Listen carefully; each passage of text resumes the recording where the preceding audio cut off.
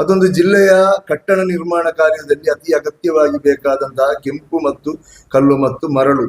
ಇವತ್ತು ಕಳೆದ 1 ವರ್ಷಗಳಿಂದ ಈಚೆ ಇಲ್ಲಿ ಕೆಂಪು ಕಲ್ಲು ನಮ್ಮ ದಕ್ಷಿಣ ಕನ್ನಡ ಜಿಲ್ಲೆಯಲ್ಲಿ ಬಹುತೇಕ 90% ಮನೆಗಳು ಕೂಡ ಕಟ್ಟಡಗಳು ಕೂಡ ಬಳಸುವಂಥದ್ದು ಕೆಂಪು ಕಲ್ಲು. ಇಲ್ಲಿನ ಏನು ಪ್ರಕೃತಿಗೆ, ಇಲ್ಲಿನ ವಾತಾವರಣಕ್ಕೆ ಆ ಕಲ್ಲನ್ನೇ ಆಗಿರ್ತದೆ ಇಲ್ಲಿ ನಾವು ಬಳಸಿಕೊಂಡು ಮನೆ ಕಟ್ಟುವಂಥದ್ದು. ಆದ್ರೆ ಇಲ್ಲಿ ಸರ್ಕಾರದ ಕೆಲವು ನಿಯಮಗಳಿಂದಾಗಿ ಆ ಕಲ್ಲನ್ನು ತೆಗೀಲಿಕ್ಕೆ ಅನುಮತಿ, ಸರ್ಕಾರದ ಕೆಲವು ಏನು ರಾಯಲ್ಟಿ ಇಂಥ ವಿಚಾರಗಳಿಂದಾಗಿ ಆ ಕಲ್ಲು ತುಂಬಾ ಸಮಯ ಸಿಗದೇ ಇತ್ತು. ಇವಾಗ ಕಲ್ಲು ಸಿಗ್ತಾ ಇದೆ, ಅದು ಕೂಡ ಅಧಿಕೃತವಾಗಿ ಅಲ್ಲ, ಬ್ಲಾಕ್ ಅಲ್ಲಿ ಆ ಕಲ್ಲು ಸಿಗ್ತಾ ಇದೆ. ಅದೇ ರೀತಿ ಮರಳು ಕೂಡ ರೇಟ್ ಏನು 27 ರೂಪಾಯಿ ಇದ್ದಂತ ಕಲ್ಲು ಈಗ 45, 44, 50 ರೂಪಾಯಿಗೆ ತಲುಪಿದೆ. ಈಗ ಸ್ವಲ್ಪ ಕಡಿಮೆ ಆಗಿದೆ ಅಂತೆ, ಈಗ ಕಡಿಮೆ ಆಗಿದೆ ಅಂತೆ. 50, 55 ರೂಪಾಯಿಗೆ ಈಗ ಕಲ್ಲು ಸಿಗ್ತಾ ಇದೆ. ಹೇಗೆ ಜನಸಾಮಾನ್ಯರು, ಮಧ್ಯಮ ವರ್ಗದವರು, ಬಡವರು ಇಲ್ಲಿ ಮನೆ ಕಟ್ಟುವುದು? ಹೊಯ್ಗೆ ಸಿಗ್ತಾ ಇಲ್ಲ.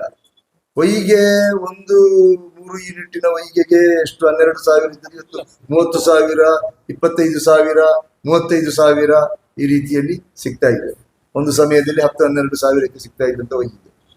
ಹೀಗೆ ಆದ್ರೆ ಯಾಕೆ ಇದರ ಬಗ್ಗೆ ಜಿಲ್ಲೆಯ ಜನರು, ಏನು ಇಲ್ಲಿನ ಜನಪ್ರತಿನಿಧಿಗಳು ಜೀವಂತ ಇದ್ದಾರಾ ಅಂತ ನಮಗೆ ಸಂಶಯ ಆಗ್ತಾ ಇದೆ. ಜೀವಂತ ಇದ್ದಾರಾ ಜನಪ್ರತಿನಿಧಿಗಳು? ಈ ಜಿಲ್ಲೆಯ ಜನರ ಸಮಸ್ಯೆಯ ಬಗ್ಗೆ ಸ್ಪಂದನ ಮಾಡಲಿಕ್ಕೆ ಸಾಧ್ಯ ಇಲ್ಲದವರು ಯಾಕೆ ಇವರು ಜನಪ್ರತಿನಿಧಿಗಳಾಗಿದ್ದಾರೆ? ಕಳೆದ 1 ವರ್ಷದಿಂದ ಅದೆಷ್ಟೋ ಹೋರಾಟಗಳಾಗಿದೆ ಈ ಜಿಲ್ಲೆಯಲ್ಲಿ. 1 ವರ್ಷದಿಂದ ಎಷ್ಟೋ ಕಾರ್ಮಿಕರಿಗೆ ಕೆಲಸ ಇಲ್ಲದಾಗಿದೆ. ಎಷ್ಟೋ ಮಂದಿ ಅವರ ಏನು ಎಲ್ಲೆಲ್ಲಿಂದ ಬಂದು ಇಲ್ಲಿ ಈ ಕ್ಷೇತ್ರದಲ್ಲಿ ದುಡಿಯುವವರು ನಿರ್ಗತಿಕರಾಗಿದ್ದಾರೆ. ಆ ಕೆಲಸವೇ ಒಮ್ಮೆ ಬಂದಾಗಿತ್ತು. ಈಗ ಏನಾಗಿದೆ, ಈಗ ಬ್ಲ್ಯಾಕ್ ಅಲ್ಲಿ ಸಿಗ್ತಾ ಇದೆ, ಅದು ಕೂಡ ದುಬಾರಿ ಬೆಲೆ ಕೊಟ್ಟು ಖರೀದಿ ಮಾಡಬೇಕಾದಂತ ಪರಿಸ್ಥಿತಿಯಲ್ಲಿದೆ. ಅಂದ್ರೆ ಸರ್ಕಾರ ನಿಷೇಧ ಮಾಡುವಾಗ, ಈಗ ಗಣಿಗಾರಿಕೆಯನ್ನು, ಹೊಯ್ಗೆಯನ್ನು ನಿಷೇಧ ಮಾಡುವಾಗ ಲಾಭ ಆಗುವುದು ಯಾರಿಗೆ? ಲಂಚ ತೆಗೆದುಕೊಳ್ಳುವ ಅಧಿಕಾರಿಗಳಿಗೆ ಮತ್ತು ಅದನ್ನು ವ್ಯಾಪಾರ ಮಾಡುವಂತ ವ್ಯಾಪಾರಿಗಳಿಗೆ ಲಾಭ ಆಗ್ತಾ ಇದೆ, ಜನಸಾಮಾನ್ಯರಿಗೆ ಹೊರೆ ಆಗ್ತಾ ಇದೆ.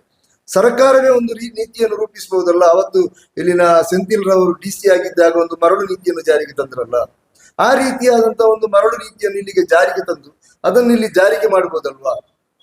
ಯಾಕೆ ಇದನ್ನು ಮಾಡ್ತಾ ಇಲ್ಲ? ಇದು ತುಂಬಾ 1 ವರ್ಷದಿಂದ ಈ ಜಿಲ್ಲೆಯಲ್ಲಿ ಬೇಡಿಕೆ ಇದೆ. ಅದು ಕೂಡ ನಾವು ನಿರ್ಣಯವನ್ನು ಕೈಗೊಂಡಿದ್ದೇವೆ. ಸರ್ಕಾರ ಕೂಡಲೇ ಒಂದು ನೀತಿಯನ್ನು ರೂಪಿಸಿ ಸುಲಭವಾಗಿ ಇದು ಸಿಗುವಂತಹ ಯೋಜನೆಗಳನ್ನು ರೂಪಿಸಬೇಕು ಅಂತ.